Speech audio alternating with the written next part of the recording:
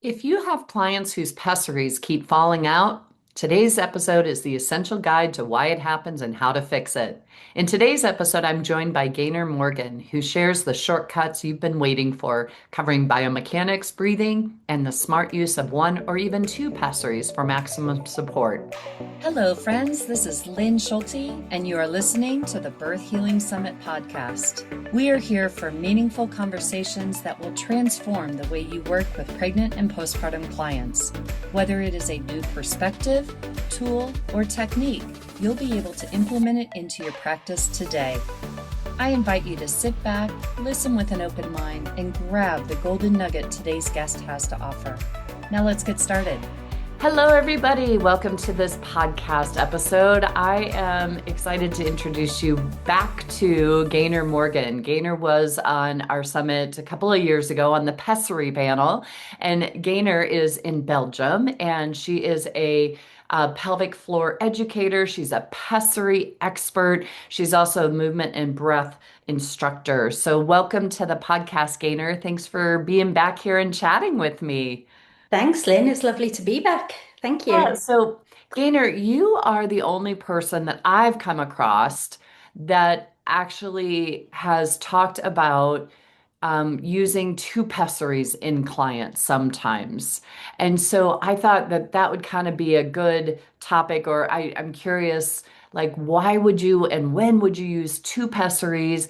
But then as we got started talking before this podcast started, we decided that we wanted this topic to be when pessaries won't stay in. What do we as practitioners need to think about? So where do we need to start when if we insert a pessary, so we've done the assessment, we see that the size is good, right? We can't go any bigger with the pessary, but yet it's not staying in for our clients. Where should we go next? Okay, so first of all, during the assessment of, let's say, the patient who has complained about the pessary not staying in, it's no fault of the patient. It is no fault of the clinician. I just want to make that clear because Okay. everybody blames one or the other, and it isn't any of them. It can be down to a matter of biomechanics of the movement of the patient herself. Because if she's gripping a lot, and when you become hypertonic or high tone, as it's called now, so your glute, your butt muscles are clenching all the time, your ribs are flared out. You're just trying everything subconsciously to hold that pessary in. And by doing that, we already know statistically women who have got a hypertonic pelvic floor, they can have stress incontinence. Yes. So when things start to become over tight in the pelvic floor, that pessary has nowhere to move. And the only place it has to go is out. So then once we look at the breathing mechanics, we can look at stretching and down training that pelvic floor. Then we can try then with either the pessary again or a different shape, or we could try with two pessaries if the patient is willing and if there's enough room in the vaginal canal as well. So that's really important. The other thing as well is going to the other extreme where somebody is so lax that maybe you can insert four fingers. And the rule of thumb when I teach clinicians is that if you can get four fingers into the introitus very easily and come out again, they are not a candidate for pessaries, unfortunately. So But let's, is that assessing the genital hiatus then? You know that yeah, so if you've got four fingers in there, no pessary's ever going to stay in? I would never say no, Pessary, because there's always one woman who's an exception to the rule, and she's going Sure. to write to you to say you're wrong. So, and we love these women. Yes, we do. Yeah. But the general thing. So, I would advise then is sort of to say to the client, look, there's a lot of laxity here. Obviously, we keep on doing the pelvic floor exercises and the core exercises along with the breathing, because if their diaphragm is not working with the pelvic floor and that's out of sync, you're going to create an imbalance and an abnormal or an extra intra-abdominal pressure, which increases the chance then of losing your pessary as well. Yeah. So with these ladies, then what I would do is sort of have a good sit down and talk and say, are you willing to take two pessaries at once? And show them the combinations. So there are a couple of combinations depending on the patient, and always ask, are you sexually active? Because even if you're in your 80s or your 90s, heck, that doesn't stop you from being sexually active if it's still active down there. And if you're going to fit in, let's say, something like a donut, which usually stays in for 3 months at a time, and let's say, for instance, you've got a ring pessary with the donut, so you're going to, let's assume that this client has a lot of laxity and she needs extra support in the front, which I'm going to give you something else instead. So let's say she's got a descent of the anterior wall, which is a cystocele. So we'd give her the one with the knob. Let's say if she's got extra laxity, maybe with the urethra as well, a hypomobile urethra. So we'd want to lift that up with that. But then maybe she's got complicated sort of conditions such as a true rectocele, or as we were talking earlier, maybe an enterocele. There are no pessaries for enteroceles, but you need some kind of support in there. So what we would do is angle.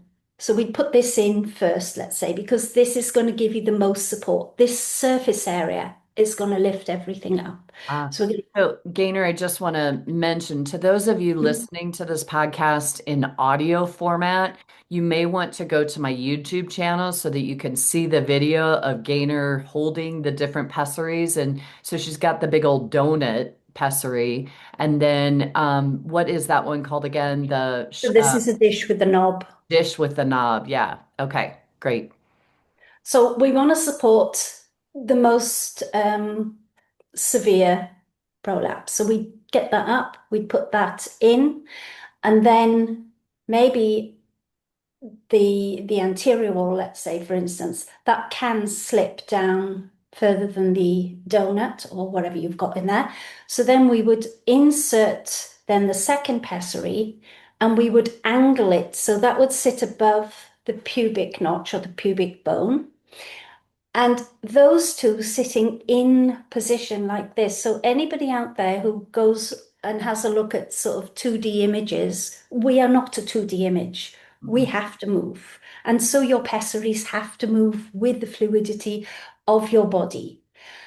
And so having those two, you've got the front support here, the anterior support, you've got the posterior support, and you've got, and I could more or less guarantee that if she's got a cystocele paired by anything on the rector, the posterior part, I can more or less guarantee because those ligaments are all connected, she will have a midline prolapse. The uterus will come down as well. So that could sit quite nicely. Now, let's say she is going away, she's really happy. This doesn't, the prolapses are all comfy and everything. And then she says to her partner, sorry, mate, we're not having anything because I've got these. So there you've got a dilemma. What do I do? So, first of all, this is why you always need to ask your patients, are they sexually active? So Yeah. we want to be able to teach them to self-manage. So if that's not going to work, and let's say they want to keep the pessary in for 3, 4, 5 days, 2 weeks, then let's say we go with a marland. So the marland, this is ideal. I love this pessary because it's so versatile. It can be used to support the anterior wall, or you can just whiz it around and that will support the posterior wall. I've never seen that one before. This is by Biotech. So the Okay. Marland, yeah, I used this when I had my rector seal. Now, So then, can we go? You had said something earlier about a true rectocele. Can you talk more about what do you mean by a true rectocele? so a lot of you've got the posterior wall, you've got the bowel coming down, and then part of that colon looks like if you go under a scan, it looks like an S, which is called a sigmoid colon. And if that herniates, that is a sigmoidocele. Now, on physical examination, you would be forgiven for calling it a rectocele, where the rectocele is lower down again. So that's what I mean by a true rectocele, because when somebody has a sigmoidocele, that's where I hear a lot of people saying the pessary's not staying in. What's Mm, wrong with me? Nothing is wrong with you. And then I would go for further investigation, have a scan to make sure then to determine, do you have a sigmoidocele? yeah. Do you have an enterocele? Or do you have a rectocele? Okay. And so the rectocele is really that, and there's two things that can be going on when the rectum is actually bulging forward. And Yeah, one could be just the tissues at the opening are stretched out.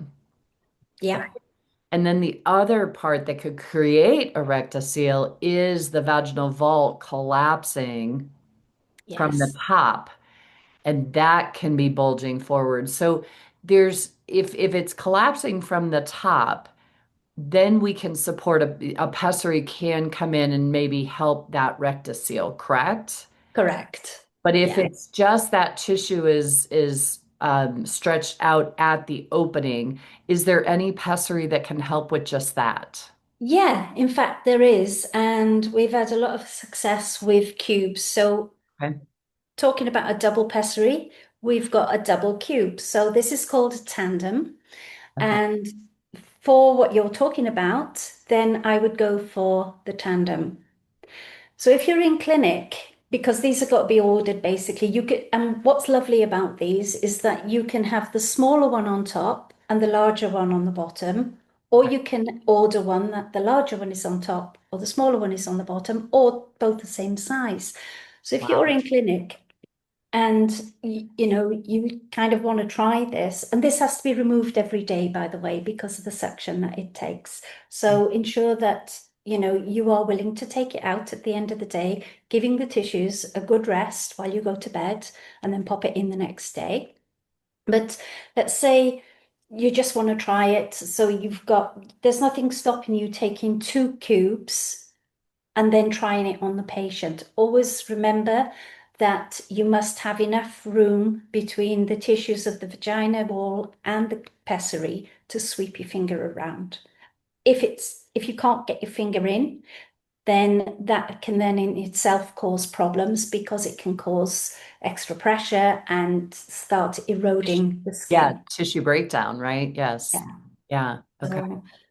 So but I've seen some of our ladies, they will wear a ring with a cube. So they'll have the ring up there, and the ring can stay in certain protocols and certain manufacturers for 6 months at a time. You can have intercourse with just the ring in as well.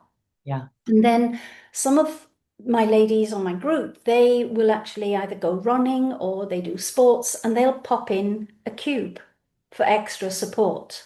And they're quite fine with that. So they'll just take the cube out at the end of the day, but leave the ring in. Okay.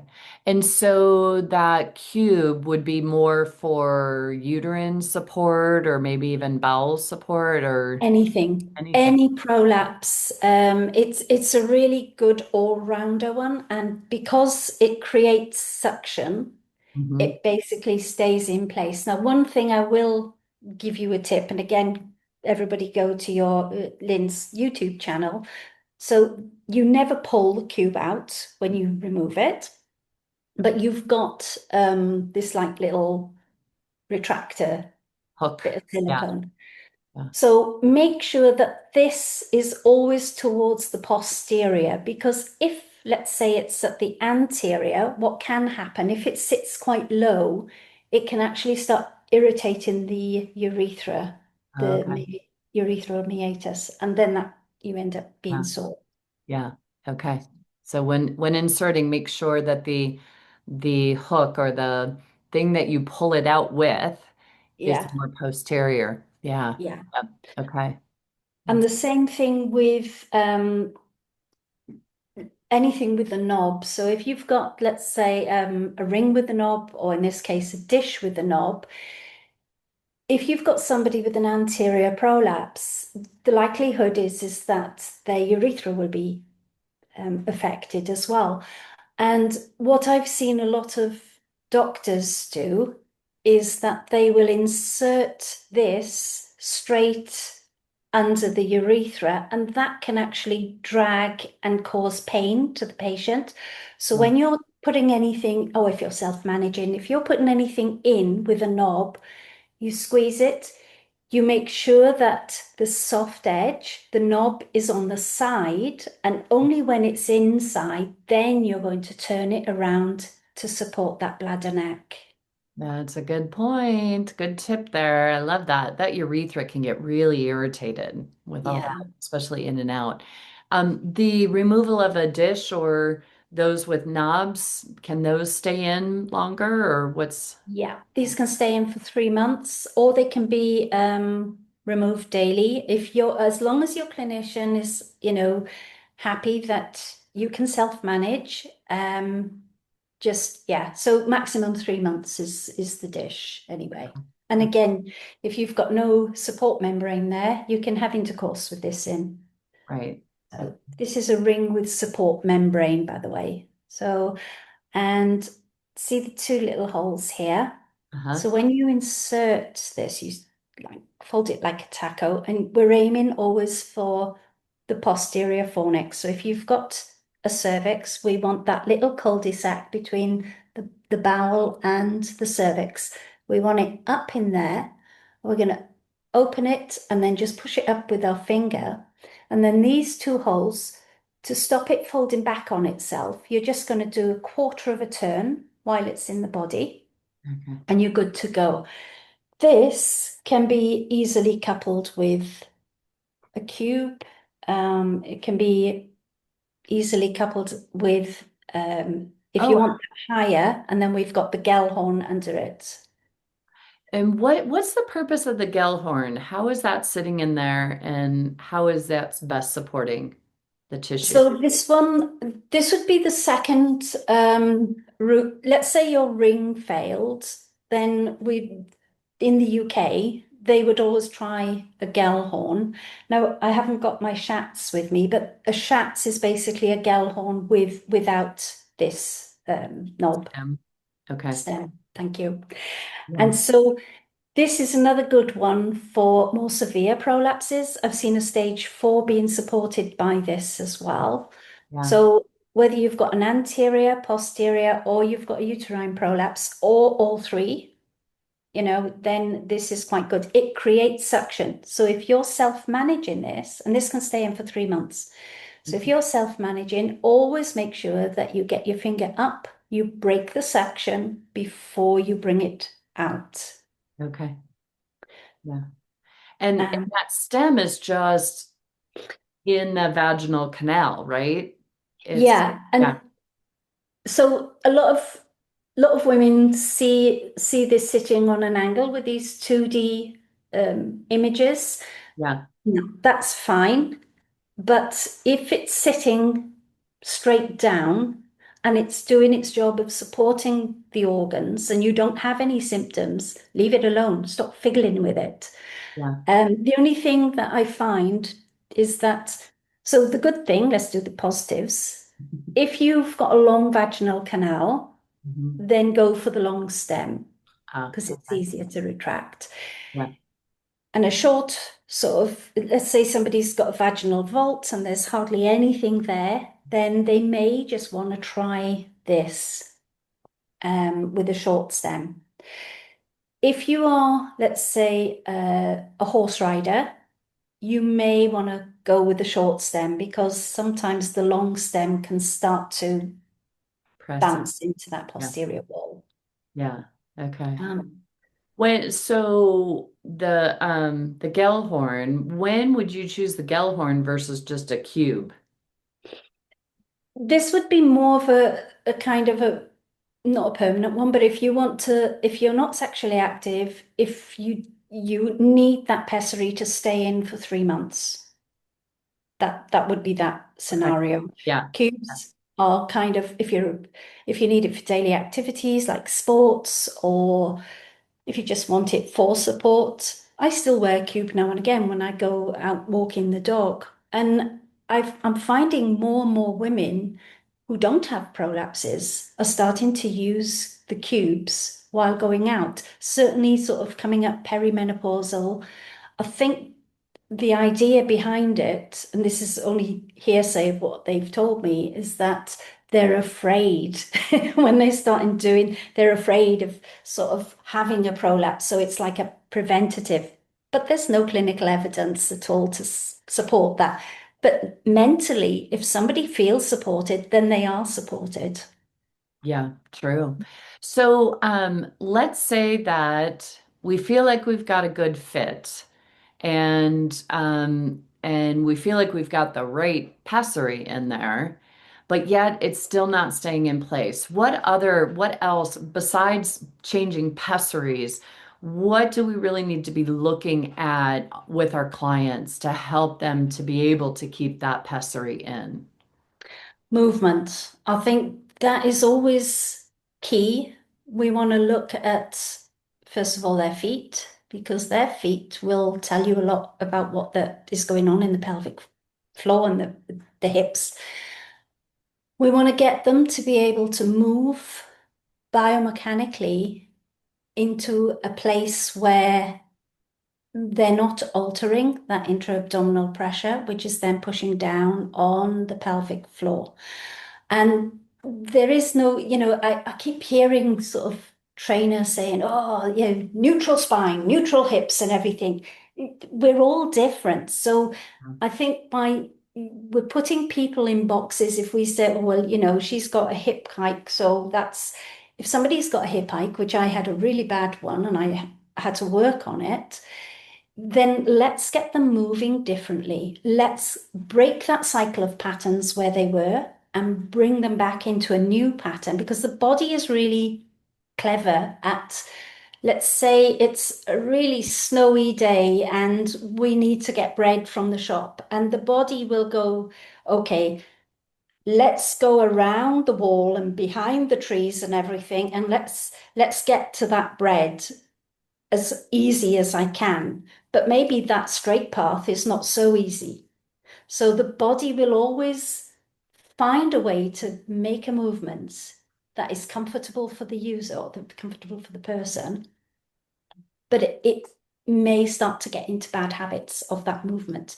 So we want to retrain the body to get out of that. And most of the time with clients I've had with pessaries, once we've looked at their different movement patterns, the biomechanics of them, the biomechanics of their breathing, then they find that they're able to use that pessary. And also what I say as well is that don't forget is that with you doing core muscle training, you may need a different size pessary anyway, because everything is getting lifted up. Things are getting more toned. Yeah, yeah. For sure. And so with the feet, we're looking at that fallen arch. We're looking at flat feet. We're looking at, are their feet out to the side? Are they pointed straight ahead? Those are the things we need to make changes. And then you talked about the gripping, that if they're tightening pelvic floor, clenching glutes, clenching obliques, that's all creating pressure downward onto that pessary. And then that reciprocal breathing where if the pelvic floor and the diaphragm are not working together, that could be causing that pessary not to be able to stay in. Yeah, I think my first so my advice to any clients, any movement instructors out there, any physios, the first thing I would look at is their breathing patterns. And that's not just to say, okay, inhale and the belly rises, exhale, the belly falls, because I can guarantee patients will push their belly out to impress the clinician. We want the diaphragm to be coming down to massage the organs below and then be able to sort of, and that kind of belly out. I know when somebody's pushing their belly out because when the diaphragm comes down, the belly is very subtly moving. Sometimes you can hardly see it moving. So again, when somebody's pushing their stomach out, thinking, okay, breathe in, and they'll automatically push out, that's causing extra intra-abdominal pressure. Yeah. So people need to be mindful of that and that 360 breathing as well. We want to be able to sort of inhale into the back of the ribs, which is the most sort of difficult. So what I tend to do is kind of have somebody hunched over a pillow and then get them to breathe into their back and sort of different positions, and then maybe lateral breathing into the side, inhale, exhale, and sort of the other side as well. Yeah. And once they've got their breathing patterns done, and I've had a client recently, bless her, she's working so hard and she's got it now, but she's been all her life a paradoxical breather. So when she breathes in, her stomach goes in, and when she breathes out, her stomach pushes out. And so we've managed to get her sort of sorted out there, and the difference is incredible. And she is a pessary user, and she's one of those now that has got no problems with the pessary. So the Wow. breathing is absolutely paramount Yeah. to keeping And that pessary. and all of us as movement specialists and exercise specialists, we all need to be watching what our clients do when they don't think we're watching them. Yeah, yeah, that's the best time. Right? We need to be aware of what they're actually doing unconsciously because that's what they're doing 90% of the time.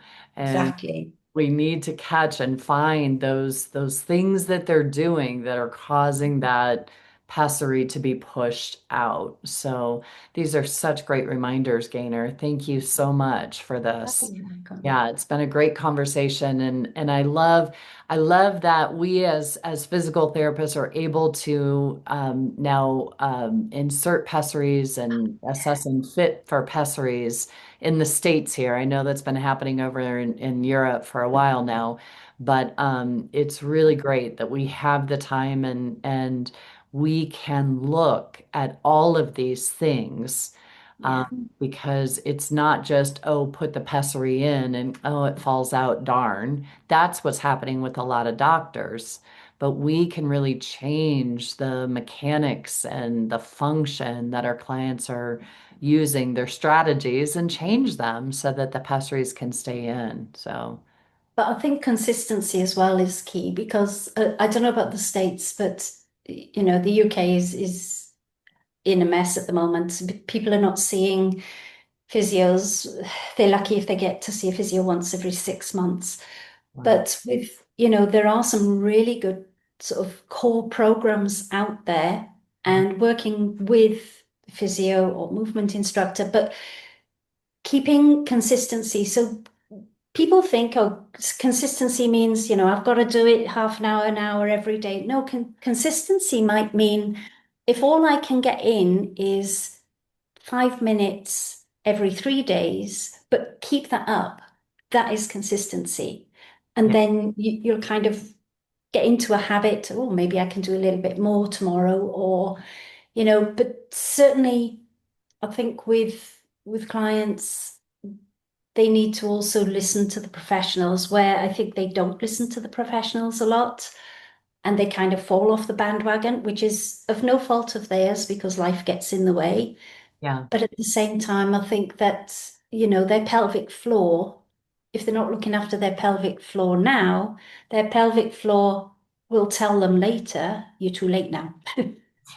yeah, But you're never too late. You can, you know, even with people with sort of stage 4 where the organs are, everted outside. outside, Yeah. um, that it can still be supported by a pessary, absolutely. And, we've got like inflatable pessaries as well. Mhm. There's this new one, Rhea, have you seen that? No, I haven't. This is a brand new one. It was invented by a female, what do you call it, engineer. Lovely Okay. lady. So that basically, and it's got clinical trials behind it. So you put that in, hang on, up, in, let me get that down. It's a bit, there you go. into the vagina, water-based lubricant only when you're using Uh, a pessary. And then you just push this up, and that will take that out of the vagina, and that stays up, and that's for all prolapses as well. yeah. Excuse me. And then how does that one come out? Do you just kind of So you move? just Yeah. literally hook Oh. it, same as the cube. And as you bring it out, it collapses in. Oh, that's cool. Isn't it good? Cool. Yeah. What is that one called? RIA, Ria. R-A-I-E, R-E-I-A. REIA. We'll have to see if that one's available in the States. It is, it Is is. it? It's not available in Europe. Oh, really? Okay. Yeah. Well, we'll have to check And that out, everybody. It looks really cool. It looks like a parachute. yeah, Yeah. So yeah. cool.